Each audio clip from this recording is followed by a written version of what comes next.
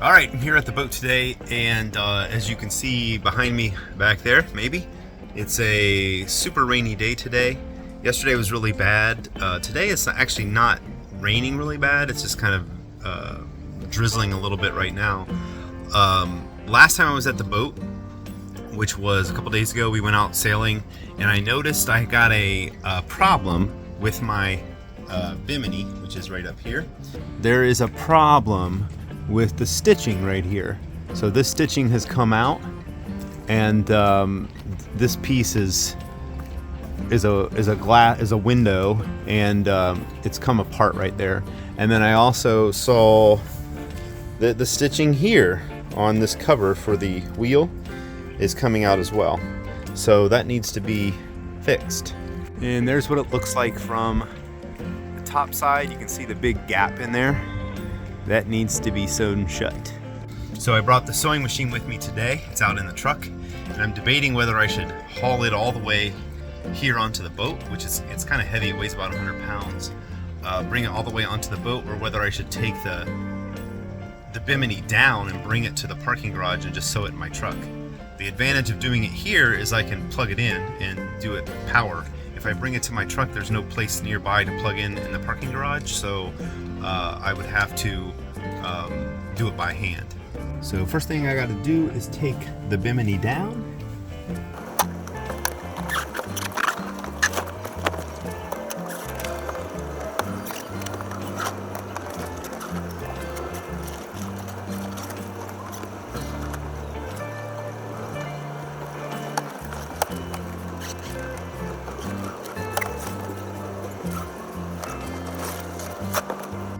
All right, so I got this thing off and it's inside the boat now. I went ahead and put the machine inside because outside it's kind of cloudy and sprinkling, and I don't want it to start raining on us. So, but looking at this, it looks like it's gonna be more complicated than I thought at first.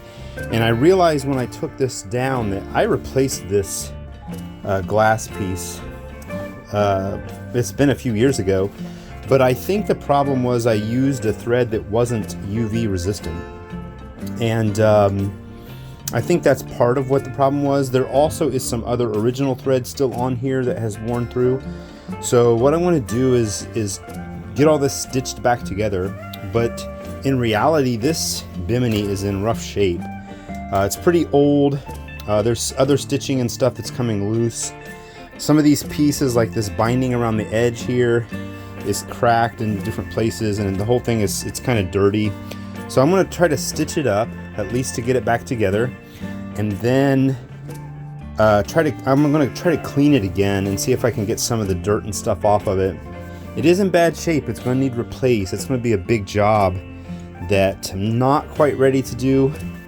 The thread I'm going to use this time is I'm going to use the UV resistant thread. I only have really like two different types of thread. I have this thread that came with the machine that is a UV resistant. It's white and it's for canvas. The thread I used instead was a blue thread that matched this, but it was a upholstery thread, so I don't think it was as UV resistant as this stuff is. So I'm going to go ahead and use the white, even though it doesn't match. There are places on here that have white thread on it, so it doesn't really matter. I'm going to go ahead and stitch it with the white anyway. And like I said, the whole thing is going to need replaced at some point sooner rather than later. So I'm going to go ahead and stitch that up and see how this thing goes together.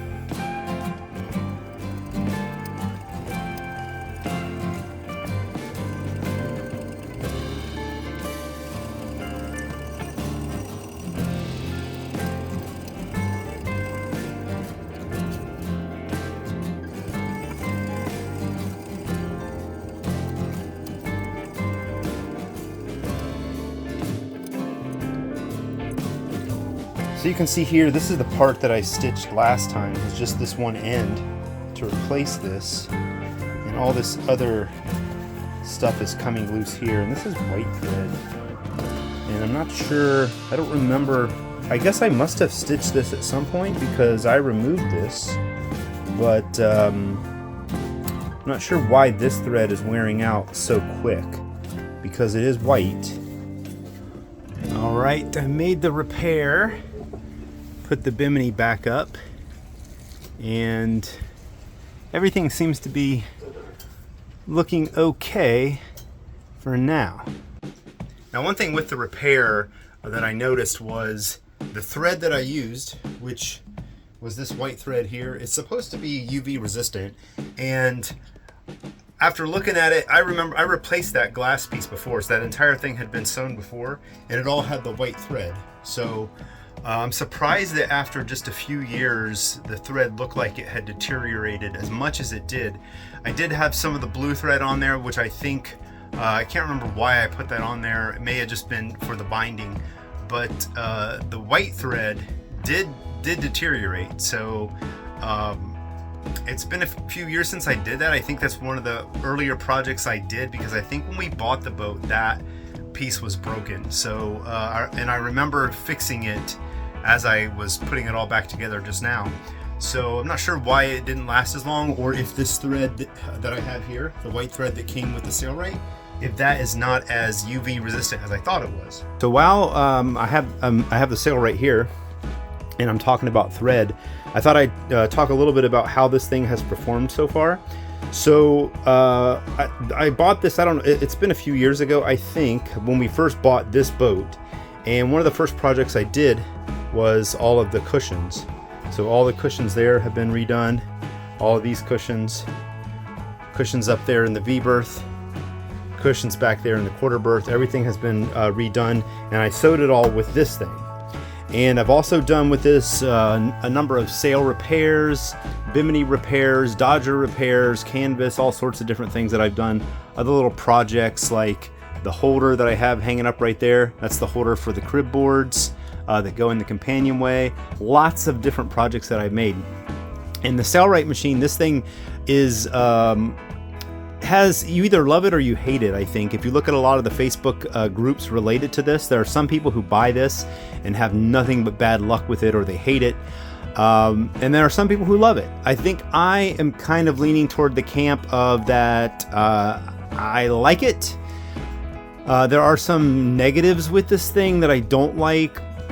One of those, and it's really just a trade-off issue, is a lot of times the distance between here and here. This is called the harp of the machine.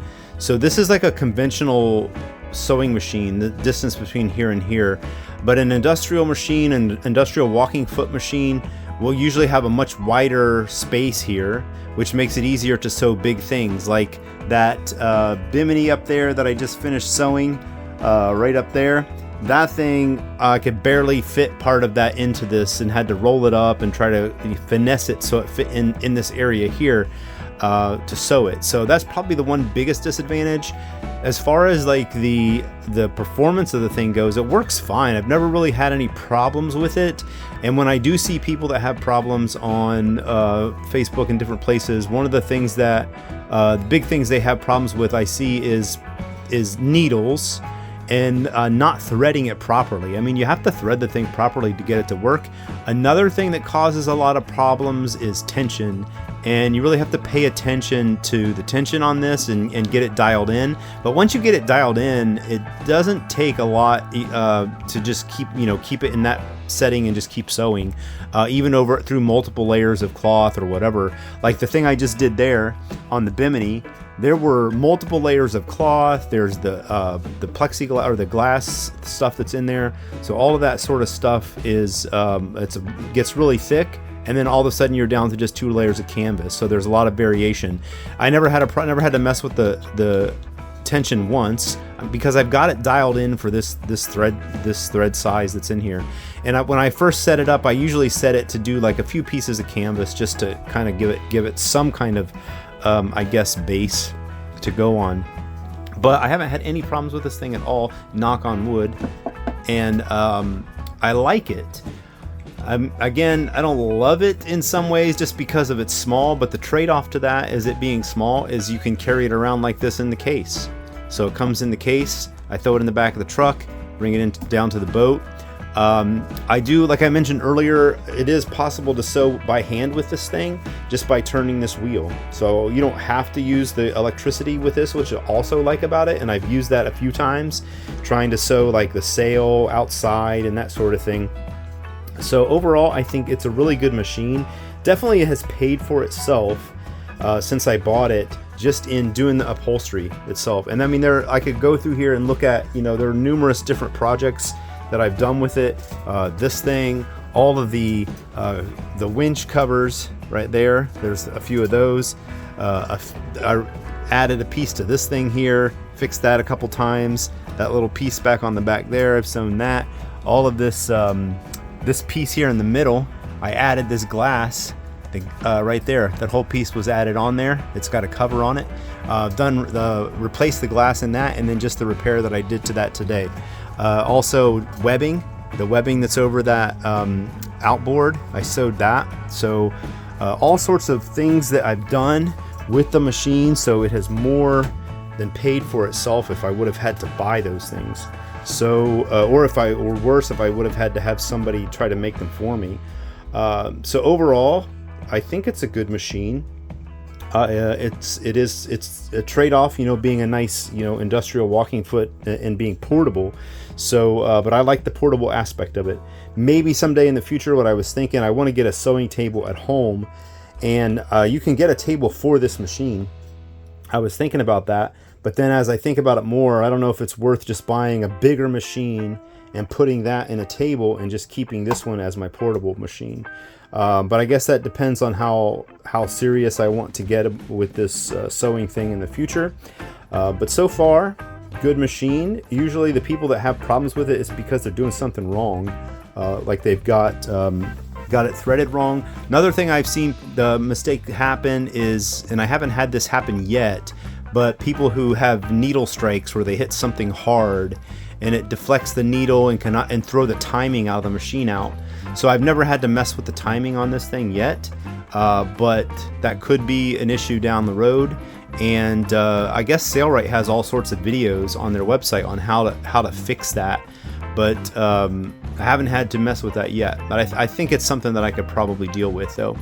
A couple other things with the machine. One thing I really like that I added, and I saw this somewhere else, is I got a magnet. This magnet is like really helpful. It's a really strong magnet, sticks onto the metal of the machine, and then I have my thread snippers, and then the magnet just holds them there, which that's handy to have.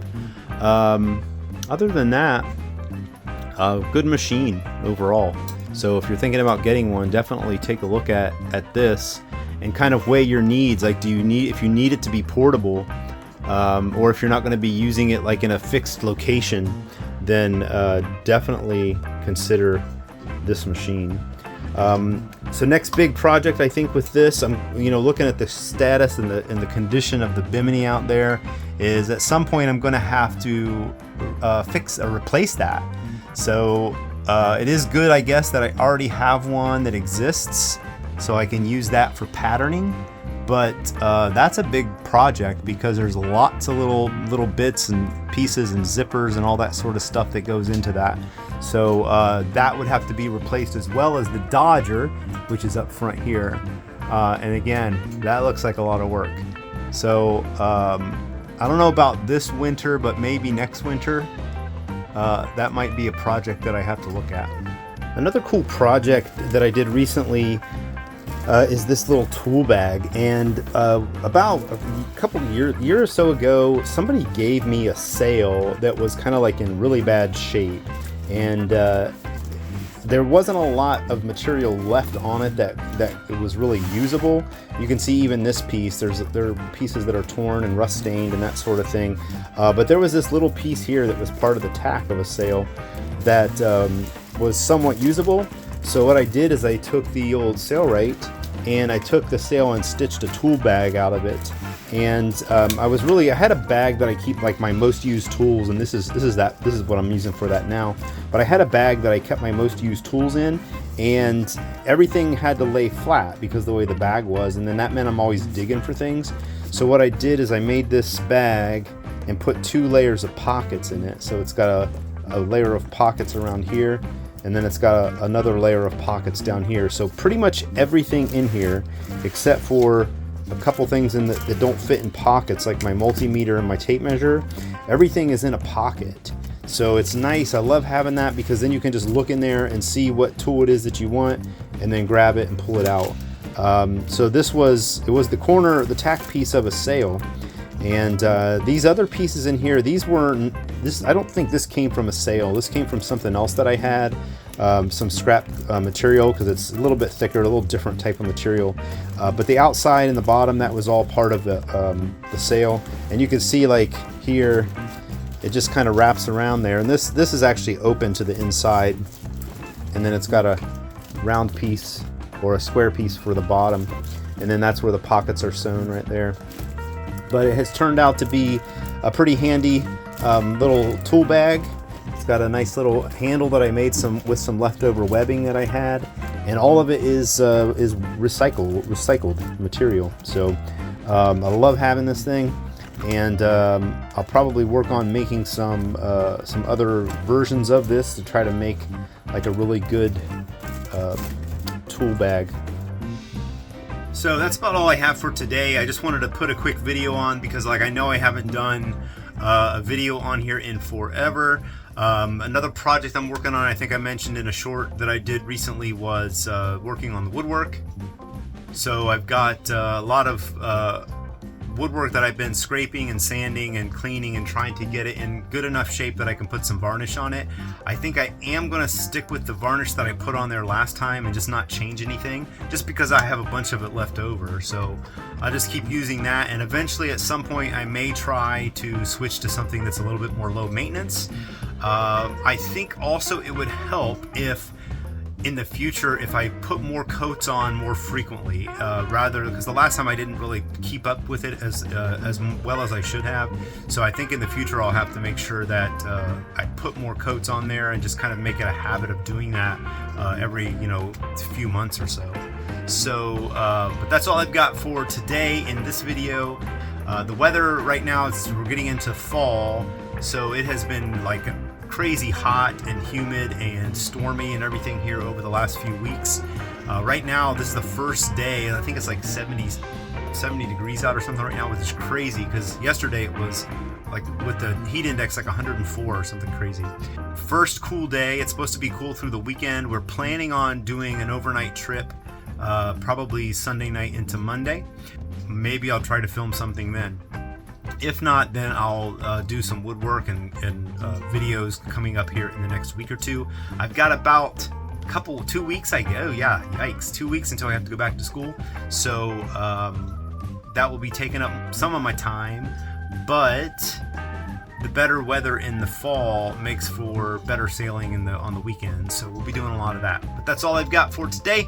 I will see you folks some other time.